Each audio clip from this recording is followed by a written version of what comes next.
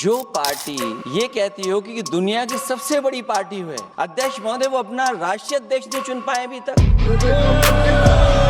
अखिलेश यादव ही नहीं बल्कि पूरे देश के लोग आज यह सोचने पर मजबूर हो चुके हैं कि आखिर अब तक भारतीय जनता पार्टी यानी कि भाजपा अपने राष्ट्रीय अध्यक्ष की घोषणा क्यों नहीं कर पाई। भाजपा के राष्ट्रीय अध्यक्ष का चुनाव जैसे बीरबल की खिचड़ी हो गया हो जो पकने का नाम नहीं ले रहा है। देश के लोग और तमाम विपक्षी पार्टी नजर गड़ाए बैठी हुई है कि आखिर कब तक भाजपा के द्वारा अपने राष्ट्रीय अध्यक्ष की घोषणा की जाएगी। अब तक दिल्ली चुनाव का हवाला देकर भाजपा अपनी नाक बचा रही थी, लेकिन अब सबको मालूम चलने लगा है कि बीजेपी की गुजरात लॉबी और आरएसएस के बीच कुछ ठीक ठाक नहीं चल रहा है। लिहाजा इसका परिणाम यह देखने को मिल रहा है कि अब तक भाजपा अपने राष्ट्रीय अध्यक्ष की घोषणा नहीं कर पाई। इसी बीच एक ऐसी खबर सामने आ रही है जो भाजपा की गुजरात लॉबी को तगड़ा झटका दे सकती है। कहा ऐसा जा रहा है कि संघ और भाजपा की गुजरात लॉबी अपने अपने पसंदीदा राष्ट्रीय अध्यक्ष की नियुक्ति करने पर अड़ी हुई है। संघ अपने पसंदीदा राष्ट्रीय अध्यक्ष को बैठाना चाहता है जो गुजरात लॉबी को कमजोर और पूरी भाजपा को अपने कंट्रोल में रख सके, लेकिन वहीं गुजरात लॉबी यह चाहती है कि भाजपा का राष्ट्रीय अध्यक्ष कोई ऐसा हो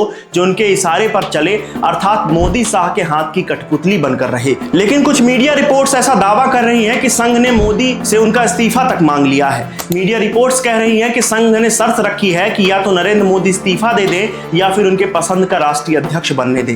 इसका असर ऐसा है कि भाजपा और संघ से जुड़े हुए कई नेता लगातार दिल्ली दरबार का चक्कर लगा रहे हैं, जिसमें से मध्य प्रदेश के पूर्व मुख्यमंत्री शिवराज सिंह चौहान, स्मृति ईरानी, भूपेंद्र यादव, मनोहर लाल खट्टर जैसे कई लोग शामिल हैं। लेकिन इस भीड़ में ओबीसी वर्ग से आने वाला एक ऐसा चेहरा भी शामिल है जिसने बिहार और महाराष्ट्र चुनाव में भाजपा को जमकर फायदा दिलाया था और आगे आने वाले यूपी बिहार विधानसभा चुनाव में भी भाजपा के लिए संजीवनी साबित हो सकता है। दोस्तों, लोकसभा चुनाव के दौरान भाजपा के द्वारा 400 पार का नारा दिया गया था। अगर भाजपा 400 के उस पार चली जाती तो शायद अब तक गुजरात लॉबी ने संघ को ठिकाने ही लगा दिया होता, लेकिन 400 के पार का नारा देने वाली भाजपा 400 के इस पार ही रह गई और आज पूरी की पूरी बीजेपी को यह मालूम हो चुका है कि संघ के बिना सिंहासन का सफर बेहद मुश्किल है। चुनाव के समय जेपी नड्डा ने एक बयान दिया था कि भाजपा को अब संघ की जरूरत नहीं है, लिहाजा संघ ने अपना हाथ खींच लिया और 400 पार का नारा धरा का धरा रह गया। लिहाजा गुजरात लॉबी को नीतीश और चंद्रबाबू के सामने गिड़गिड़ाना पड़ रहा है और अब गुजरात लॉबी को नीतीश और चंद्रबाबू अपने इशारे पर नचा रहे हैं। जेपी नड्डा के इस बयान का असर यह पड़ा कि अब किसी भी कीमत पर संघ जेपी नड्डा को राष्ट्रीय अध्यक्ष के पद पर देखना तक नहीं चाह रहा है। लिहाजा यह साफ हो चुका है कि अब तक राष्ट्रीय अध्यक्ष के नाम का फैसला संघ और गुजरात लॉबी के बीच चल रही खींचतान के कारण अटका पड़ा है। संघ और भाजपा के बीच अब तक खींचतान चल ही रही थी कि इसी बीच एक ऐसा नाम सामने आ चुका है जिस पर अब सहमत बनती हुई दिखाई दे रही है। यह नाम ऐसा है जिसकी वजह से उत्तर प्रदेश और बिहार में आने वाले विधानसभा चुनाव में खूब फायदा होने वाला है। आगे हम यह भी चर्चा करेंगे, लेकिन इससे पहले आपको बता दें कि भाजपा और संघ के द्वारा लगभग 10 से अधिक ऐसे नाम रखे गए हैं जो राष्ट्रीय अध्यक्ष की रेस में सबसे आगे दौड़ रहे हैं। दोस्तों, जब बात राष्ट्रीय अध्यक्ष के नाम की हो रही है तो ऐसे में हमारे मध्य प्रदेश के पूर्व मुख्यमंत्री शिवराज सिंह चौहान कैसे पीछे रह सकते हैं। शिवराज सिंह चौहान ऐसे व्यक्तियों में शामिल हैं जिन्हें पार्टी के साथ साथ संघ भी पसंद कर रहा है। इसके अलावा देश भी उन्हें सहज और सरल नेता के रूप में देखता है। शिवराज सिंह चौहान 4 बार मध्य प्रदेश के मुख्यमंत्री रह चुके हैं, 6 बार लोकसभा सांसद रह चुके हैं और आज भी शिवराज सिंह चौहान की बदौलत मोहन यादव मध्य प्रदेश की कुर्सी पर विराजमान है। इस लिस्ट में स्मृति ईरानी का नाम भी तेजी के साथ दौड़ रहा है। स्मृति ईरानी को कई अहम मंत्रालय संभालने के साथ साथ प्रशासनिक अनुभव भी है। इसके अलावा पार्टी के लिए मजबूत महिला चेहरा होने के साथ साथ आरएसएस के साथ भी इनके अच्छे संबंध है। हिंदी बेल्ट के साथ साथ दक्षिण भारत में भी स्मृति ईरानी का अच्छा खासा प्रभाव है।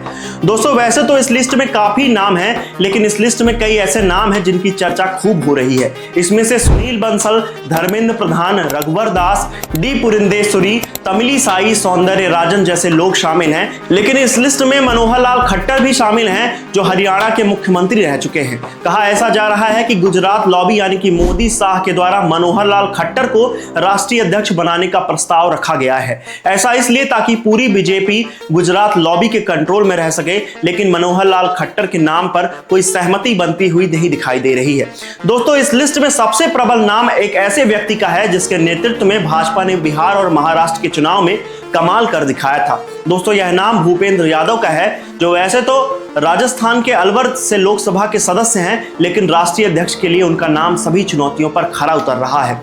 राजनीतिक जानकारों का कहना है कि भूपेंद्र यादव के अंदर कई बड़ी खूबियां हैं। भूपेंद्र यादव जो कि ओबीसी वर्ग से आते हैं, इसके अलावा राहुल गांधी, अखिलेश यादव जिस तरह से जाति वाली राजनीति करते हैं, उसमें भूपेंद्र यादव सटीक जवाब हो सकते हैं। राजनीतिक जानकारों का यह भी कहना है कि भूपेंद्र यादव उत्तर प्रदेश और बिहार विधानसभा चुनाव में पार्टी को खूब लाभ दिला सकते हैं। ऐसा इसलिए क्योंकि बिहार प्रभारी के तौर पर उन्होंने पार्टी को 40 से 39 सीट दिलवाई थी और महाराष्ट्र में महायुति की प्रचंड जीत का श्रेय भी भूपेंद्र यादव को ही मिलता है। लिहाजा पूरी की पूरी संभावना यह है कि भूपेंद्र यादव को भाजपा के राष्ट्रीय अध्यक्ष की जगह मिल सकती है। लेकिन कुछ राजनीतिक जानकारों का यह भी कहना है कि पार्टी और संघ किसी ऐसे नाम का भी ऐलान कर सकती है जो सभी को हैरान कर सकता है। जैसे मध्य प्रदेश और राजस्थान में मुख्यमंत्री की घोषणा हुई थी, ठीक उसी तर्ज पर राष्ट्रीय अध्यक्ष की घोषणा हो सकती है। यानी कि यह भी कहा जा सकता है कि पार्टी किसी आम कार्यकर्ता को राष्ट्रीय अध्यक्ष की कुर्सी पर बैठा सकती है। दोस्तों, आपके हिसाब से भाजपा के राष्ट्रीय अध्यक्ष के लिए सबसे प्रबल दावेदार कौन है? हमें नीचे कमेंट सेक्शन में जरूर बताएं। मेरा नाम है संजय और ऐसी ही तमाम अपडेट्स के लिए बने रहे चीखती आवाजें के साथ। तब तक के लिए धन्यवाद।